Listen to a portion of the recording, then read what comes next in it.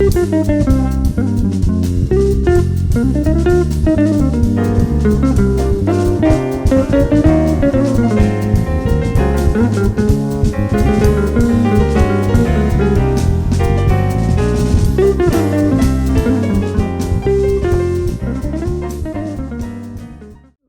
Brookline Booksmith, and we're about to go in and interview the co-owner, Lisa. And the area is really nice because there are a bunch of restaurants and different places to go, so that once you're done book shopping, you can go and get something to eat or hang out outside, and it's just a really nice place to be in, and it's a very tight-knit community. Yeah. We're here at Brookline Booksmith. Hi, I'm Lisa Gozashti. I am one of the co-owners of the Brookline Booksmith. I've been working here for the last 23 years, and this store was founded in 1961 by Marshall Smith and his wife, Judy Smith. And it's been my great privilege to just be a steward of what the Smith family founded in 1961.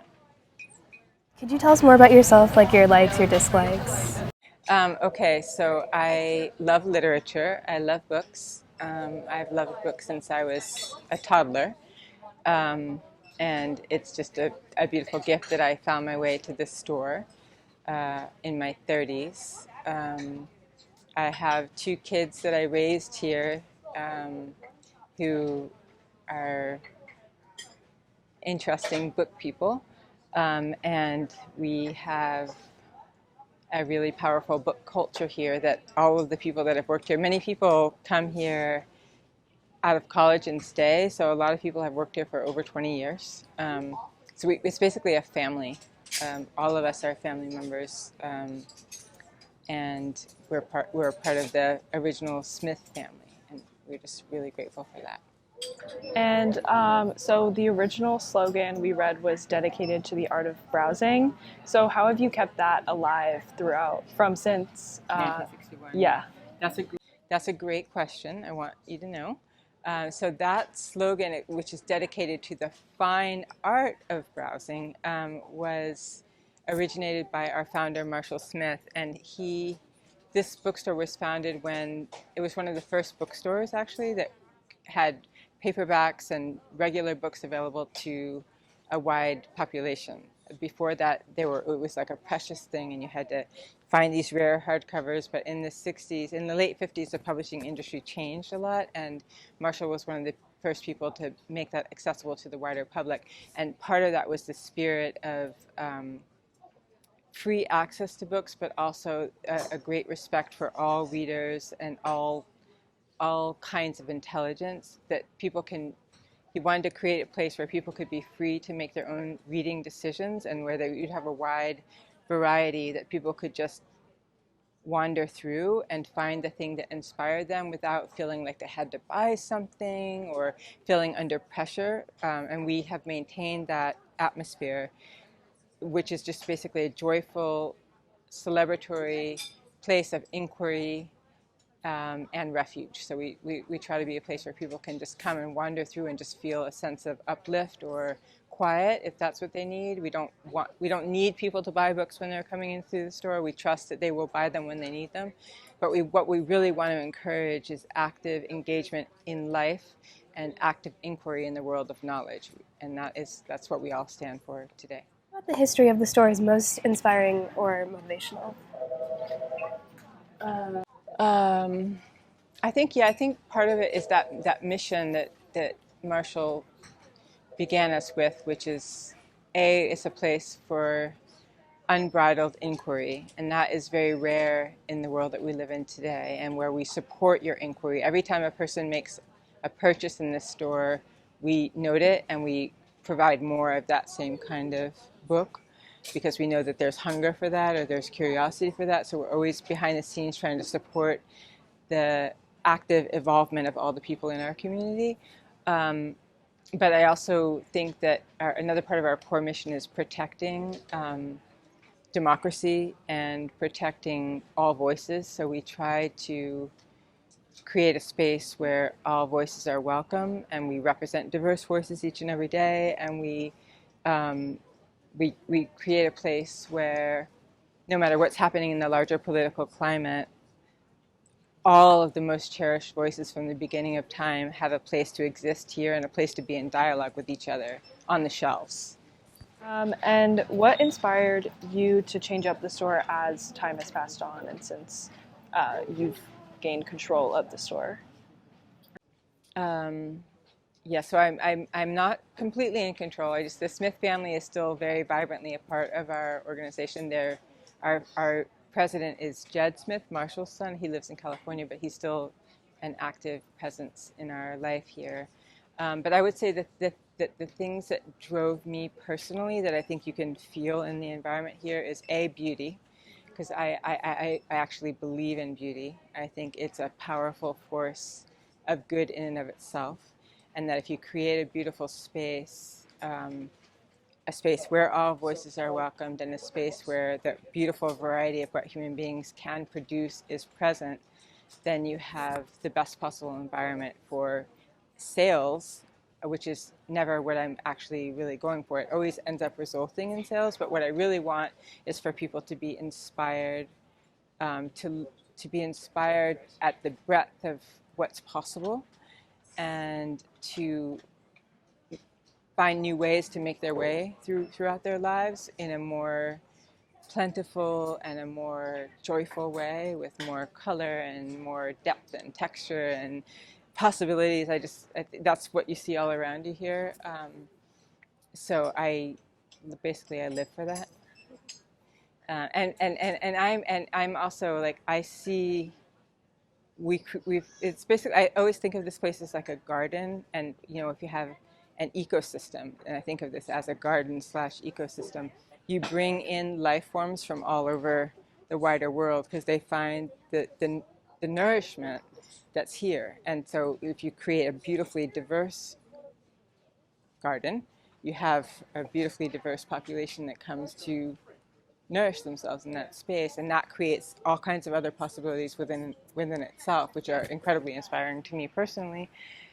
So I think that's what it is. It's all about stewardship and honoring the best of what humans can do together and for each other. Yeah, you definitely succeeded in making this a beautiful place for everyone. Yeah, the atmosphere is very nice. Thank you. Appreciate that. Yeah, and you definitely succeeded in making this a beautiful place for everyone. Yeah, the atmosphere is very nice. Thank you.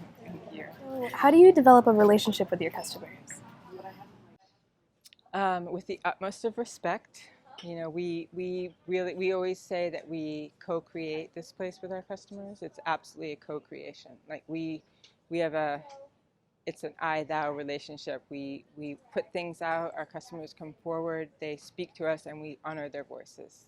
If they show us every day with what they purchase in the store what is interesting to them and meaningful, and the things that are not meaningful we let go of, and the things that are meaningful we support more fully. It's really all about them, and we're very, very lucky because we live in this place, Brooklyn, and I've lived all over the world and all over the United States, and I think Brooklyn is a really unique community. It's like a very learned, diverse, and international, global. It's a global community, and I just feel like we have the best of all possible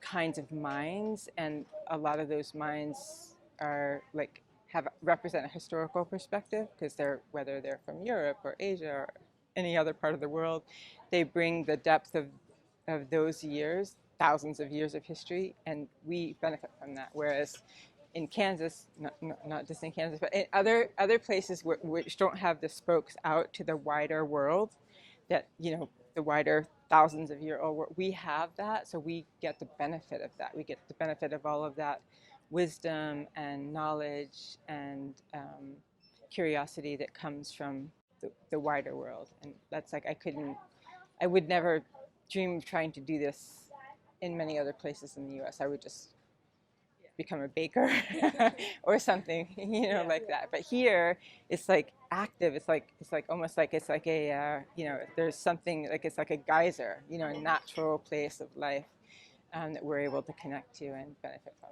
You can't make this energy artificially. Exactly, yeah. No. And I was told at one point by a demographer that in the United States, 60% of the reading public is within a 40-mile range of this store. That's what he told me. I think it's right. And I think it's I've right because I've traveled and I've seen. I've gone through wide spells where the only thing you get is Bible radio, or not dissing the Bible radio, but I think there is something to that. Like, it's a very intense concentration of book-loving people that we are able to, just have the privilege of serving and being informed by. Definitely. I think the really beautiful thing about this store is that no matter how unique one's identity is, everybody can share their love of what's in this store. Exactly. And so with the rise of technology, how do you think that that's impacted reading as an art? I think that I think it's only made it more refined. I actually think that I think that one good thing supports all other good things. So when tech is used at the best of its possibilities, and there are many great possibilities for tech, amazing transformative possibilities, that means that this world of books and literature also gets an uplift, and that is what I've seen. The things that weren't strong, it's like survival of the fittest. It really is that Darwinian thing. The things that actually weren't strong have fallen away, but the things that were really strong have gotten stronger. And so, like, you see this. I mean, every day the store is packed with people, and these are all super savvy, super tech people who Bounce around. That world. But yet they want books, and they want tons of books, and you'll see them. They fill the bags every day like this. They want it all. They want the best of everything. They want the best tech. They want the best books. They want paper. They want to write in their journals. They want to use fine pens and do doodles. Like everything that the examined life requires. They want that. They want the purest form of that. So that's what I think has happened. People are like driving into the purest form. So anything that was slightly mediocre is out the window, and the things where there is a really pure, vibrant force have just expanded. It's kind of like a web, and everything's interconnected. Everything is interconnected, and with the light, like, so that in that web, the things that are most vibrantly alive remain and go deeper in that, and the things that, like for many years, all kinds of mediocre things could exist, right? Like, but in the force that we have now, especially post-COVID and post-COVID, like, there's something, and I think even people in their attention are saying that because there's so much to attend to, they only can tend to the few things that really support and nurture their lives. So we're all of us are eliminating things that aren't actually powerful and impactful. Whether that's friendship, any number of things, we're all streamlining. And I think that's a beautiful thing and interesting thing to see where it comes. But we have certainly felt the uplift of that focus and concentration, and the loyalty. Like, there's a sense, like, people come in here and they're like, this, we love this, we love books, we love learning, we want to do bowls and then we want to like have experience that's enriching and altering. Yeah. I think that's what people. That's like the fundamental essence of life, right? And we provide a space for that. I feel like you said that perfectly. There's something about reading a physical book, but reading books online is also good. Yeah. Could you tell us more about the used bookseller and why it's important to share used books? So our used bookseller, I can't remember, I think it's like 15 years now that we've had the used bookseller. And that is a very cherished part of our business. Carl Amaruno is our used book buyer, and he's a brilliant poet and a designer himself. And the reason for that is, it's a eco-friendly, eco-component. It's also affordable. We always want to have, like, we have a huge bargain book section, which is an incredible, like, I don't think you can get better bargain books anywhere in the United States than what's out there. And same for the used bookseller. So to provide a place for, high school students or college students or folks that are just don't have that much disposable income to be able to have access to the beautiful variety of books that we have up here. And then there's the eco piece of it, and there's also like just the joy of the found thing, the rare found thing, that Carl is always looking for those books, and I find treasures there each and every day, things that are no longer in print that really should be, or beautiful art books, because all of our art books, when we want to return those art books, we take them right down to the UBC, so you can get beautiful, beautiful, pristine art books down there for half the price. It's like an homage to the power, the staying power of books in general, that we have books that are lost that can then be found again. That's like part of the tradition of what we do down there. And just keeping treasures, like having a space where people find treasure, like and that is, we all find down there, because you never know what you're going to get. People will sell like the most amazing things all the time, that like you've been looking for this book for 10 years, I found that, and there it is, oh my god, it's on the shelf today. Like we all of us that work here wander through there every day just to see if anything is calling their name, you know, because it's another extension of you know, gratitude for the beautiful literary landscape that we've all inherited over these past number of centuries. Yeah. Yeah. So the store has evolved a lot over time, and it's had a lot of time to evolve. So what do you see for the future? What further evolutions would you like to see for the Booksmith? That's an interesting question, a good question. I feel like we are, you know, connected, the Booksmith is connected to the wider culture, like in a very, very deep and profound way. And I think the culture itself is evolving radically every day, you know, and I can say that as someone who's been here for 23 years, and I've seen so much change. And right now, in the last 5 years, it's like the change that would happen every 5 years feels like it's happening like every 3 weeks. Like it's an acceleration. It's like a radical time of evolution for all of us. I think you can see that probably, right?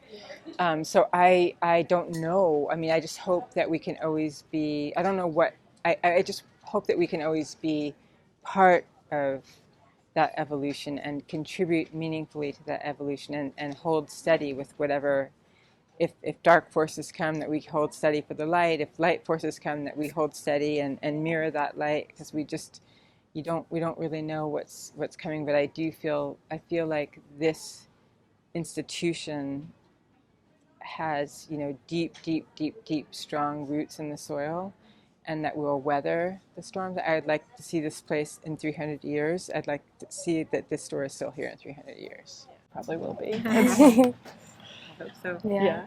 Why do you think it's important for people to read physical books in an age filled with technology? I think that it's really important to read physical books. That it's like it's the tactile. It's opening the pages and seeing the words on a page, and focusing in the way that you have to focus when you have something in your hands, as opposed to the kind of mindless scrolling that happens when you're using technology, or even a computer or a phone. I think there's something that automatically slows you down when you're holding a book, and there's a kind of a window that opens into the past, which I think there's a lot of beautiful strength and wisdom to be gained from always reaching back into our history. I think when you open a book, you're doing something that's been done since the beginning of the written word, and that's sacred. I really do believe that. I think it's sacred to have a thing, and to attend yourself to that thing in silence. Like, I think there's something really special about that, and I think your brain absorbs the material very differently than when, you know, you're sped up, like you are sped up when you're doing phone or on. There's a pressure that comes with the computer.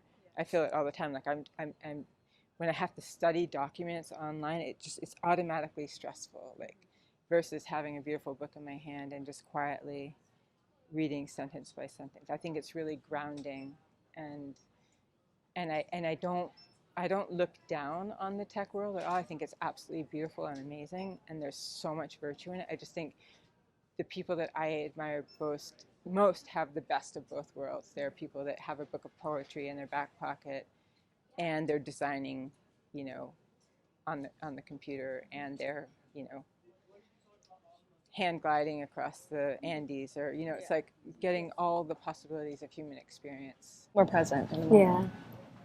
Yeah. Yeah, it's the best of both. Like, you know, there's a time and place for everything. Like, for sure, when you need to do it online, absolutely. And there are texts that I need to acquire that are only available online. They're no longer in print. And there's nowhere. So I'll do it painstakingly, and that's fine. But then I also want to be able to read my book of poems at night, or, you know, pick up a random book here every day and just get some inspiration. Yeah, it makes you more present. What about the store are you most proud of? I think I'm most proud of Marshall Smith, who passed away last year, who I loved very much. I'm most proud that his original vision, which was to create kind of an oasis, and this is not the way the store necessarily was, this was his vision. He had a little bookstore, but in reality what we have now created is his vision. And he was able to see us doing that, which was beautiful. But to create he had this vision of an oasis where all were welcome, and where there weren't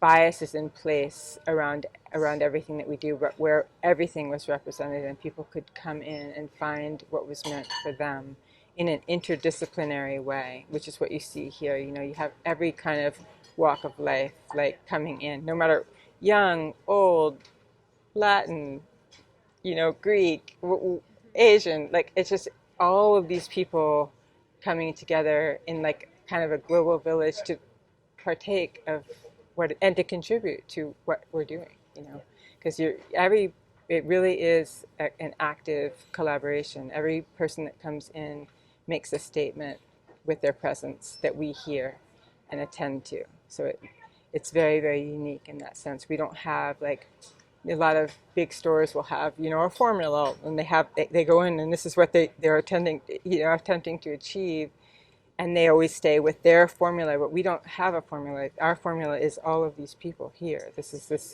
this beautiful collaboration that we have. So we're waiting to see what you want and need and what is inspiring to you, and then we look into that and then we provide that. So it's an unusual model, and that is what Marshall set up for us. So that's what I'm most proud of, that in this time, the capitalist era that we're in, or post-capitalist era that we're in, that we have a place founded on these kind of old world values of, you know, co-creation and deep, profound respect for the people that we're serving. Definitely. I think the really beautiful thing about this store is that no matter how unique one's identity is, everybody can share their love of what's in this store. Exactly. And hopefully everybody's represented. Hopefully there's a place for everybody to see themselves and be in dialogue about what they're seeing. So what do you think is needed to make a comfortable ambience within a bookstore? Magic lights, number one. Yes. And comfortable chairs and good music, which we can't hear right now because we're soft, but we always try to have really, really good music, interesting music that's always changing, beauty, a welcome, like at the front register, wherever you every time, no matter who you're interfacing with in the store, as far as staff goes, you should feel a sense of, you know, joy and thank you for being here and how can we help you, and a sense of appreciation for the fact that you're willing to share your attention with us and your time, because that is a privilege, that anybody who comes in here is giving us the benefit of their mind and their time, and we really appreciate that, because there's so many things that pull one elsewhere. So we want to honor anyone who comes into our space. And what else? Fun, jazzy things, great events. We have an amazing event series.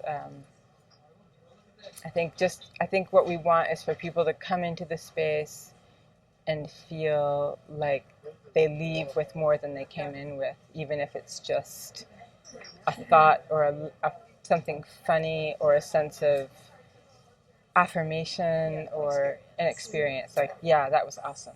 I don't care if they have a Brooklyn Booksmith bag when they leave or not. It's just as long as they have something that they've taken out.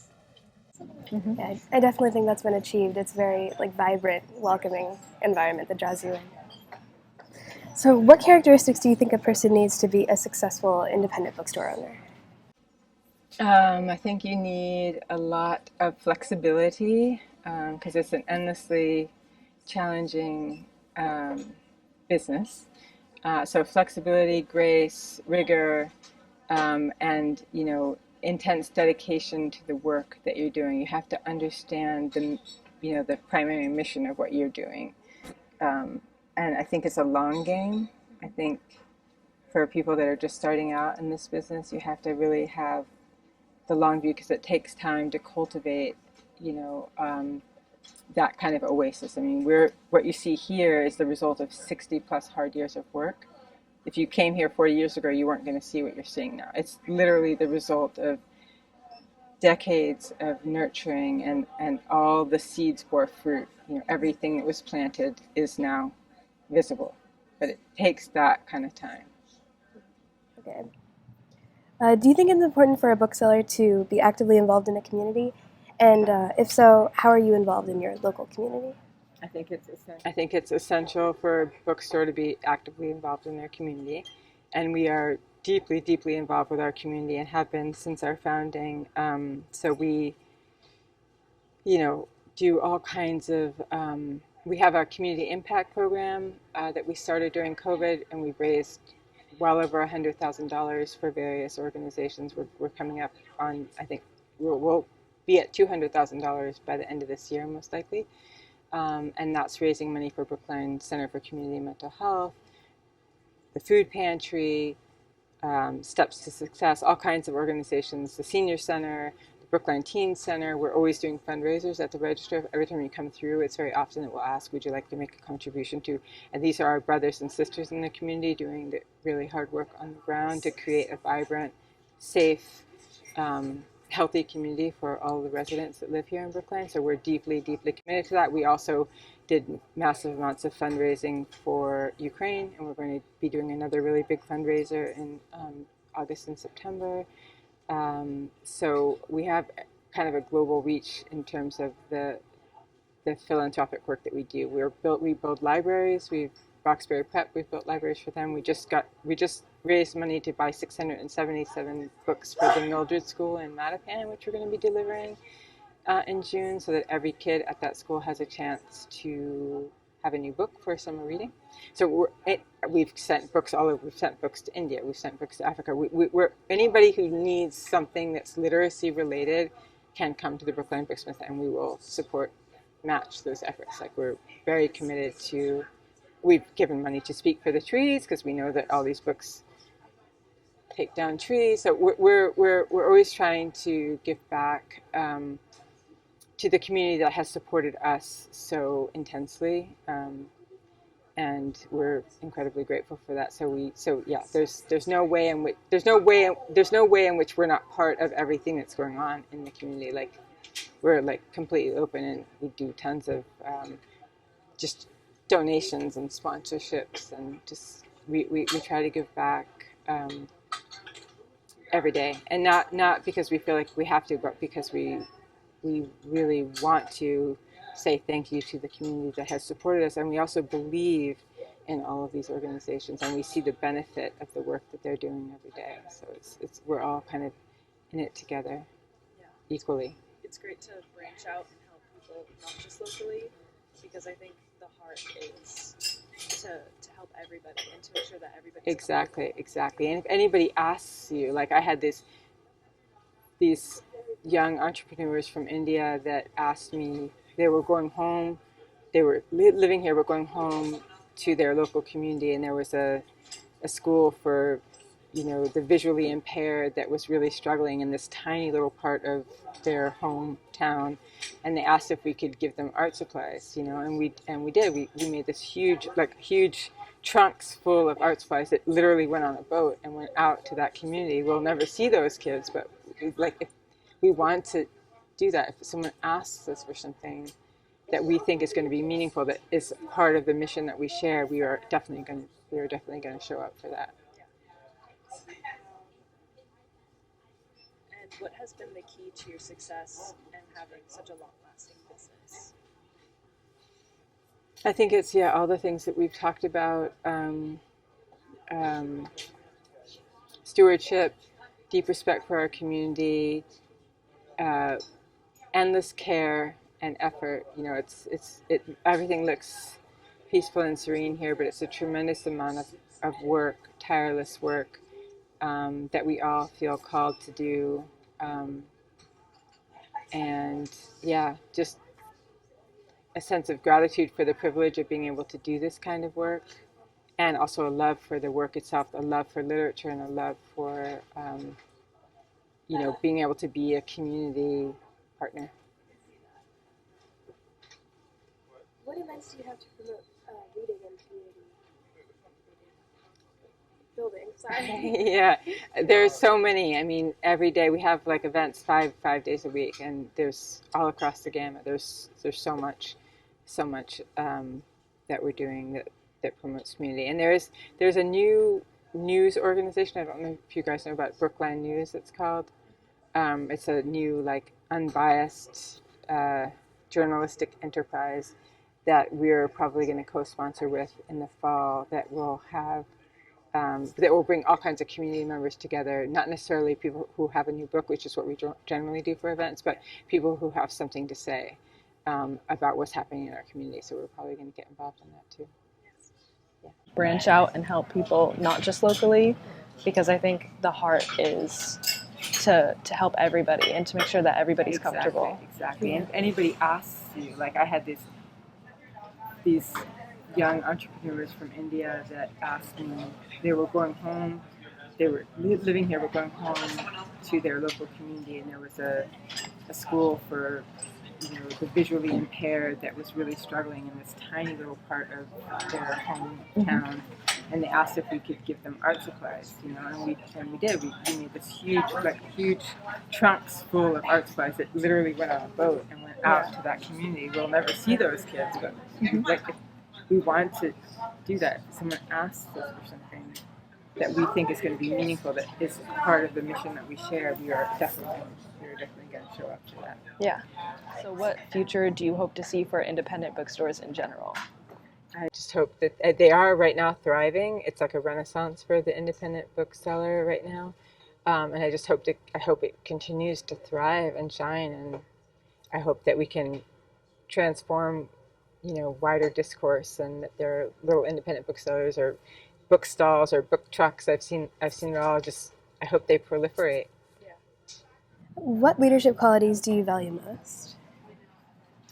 I value openness. I think that's one of the most important things in leadership. Openness to new ideas, openness to contrary ideas, just in general. And openness, not a defensiveness. It's like the spirit of inquiry and evolution. Because we have a lot of young people that we work with us now, and they are often saying things that are at first I'll be like, whoa, what is this? But I always try to take a minute and then reflect and then open up to that, because I know that we're always evolving as a species, and I know that change is a beautiful thing. So I sometimes you need to shepherd it and care for it, but the idea, I just always want to welcome all ideas. I think that's really, really, really important. Not to think that you have the right way, and not to think that there's only one way of doing anything. What little-known book would you like to see make it big? I'm going to say, I can't really think of anything in this moment, but there's 1,000 things. But I will say the book called An Uncommon Reader by Alan Bennett. It's a slim little book. He's an English playwright, But this book called An Uncommon Reader is his ode to the power of literature, and I just think it's a great little manifesto for anyone. You can read it in a couple of hours, just on what the actual fundamental power of books can be. And it's also really, really funny and sweet. And so our final question is, what book made you fall in love with reading? This is a weird, because it's a weird answer, but I think the book, when I was young, my mom was a philosopher and a big-time bibliophile, and when I was probably 3 or 4, she started reading Kafka to me, The Metamorphosis. It's not the best for children, yet my mother chose to read that to me.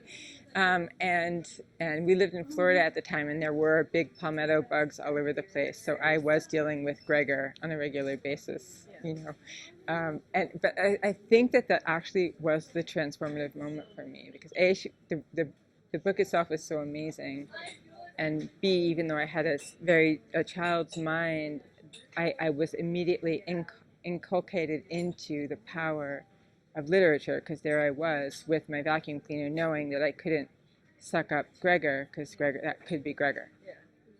There you have it. Yeah. Thank you so much. We really appreciate it. Of course. And is there anything else you want to say about the store, or like any promotional things you'd like to say? No, I think we got it all. Okay. I mean, there's so much, but I think you guys got it. All right. Thank you so much. So that was Brookline Booksmith. You can visit it at Harvard Street in Brookline.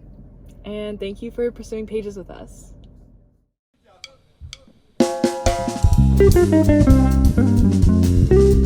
Thank you.